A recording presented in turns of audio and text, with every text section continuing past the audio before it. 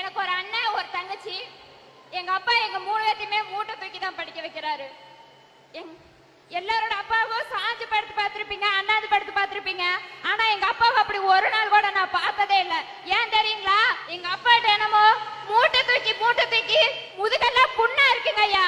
அதை கூட பொருட்படுத்தாம எங்க 3 பேத்தையும் பார்த்துக்கணுங்கிறக்காக அடுத்த நாளே வேலைக்கு போவாரு.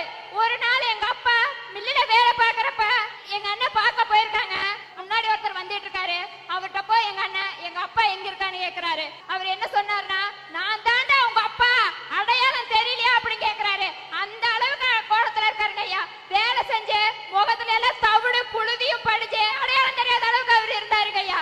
வீட்டுல வந்து எங்க அம்மாட்ட வந்து அழுதுகிட்டே சொன்னா, அப்பா இவ்வளவு கஷ்டப்படுறாரேமா, நான் படிக்கணுமா, நான் வேலைக்கு போய் என் 2 தங்கச்சிகளையும் படிக்க வைக்கிறேன்னு சொல்லி தன்னோட படிப்பை 11வது பாதியா நிறுத்திட்டு இப்போ ஒரு மெக்கானிக் ஷாப்ல வேலை பார்த்துட்டு இருக்கிறாருங்க ஐயா.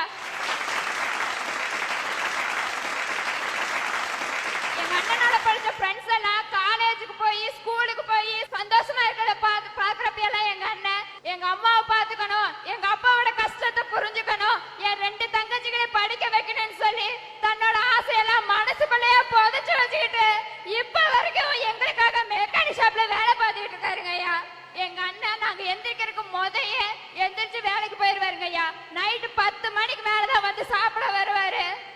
வீட்டுக்கு வந்து எங்க அம்மாட்ட 2 தங்கச்சிகளும் சாப்பிட்டாங்களா அப்படின்னு கேட்டதுக்கு அப்புறம் தாங்க ஐயா இன்னைக்கு எங்க அண்ணன் சாப்பிட்டுட்டு இருக்காரு.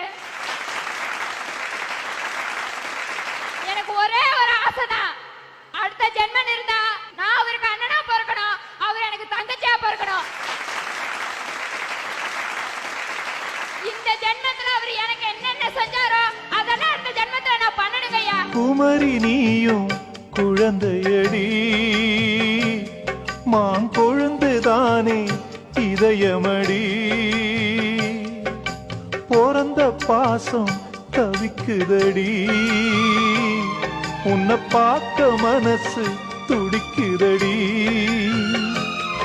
என்ன நடந்ததா உந்தன் முகம் சிவந்தது, எந்த நினைவிலே சோகமெங்கும் நிறைந்தது.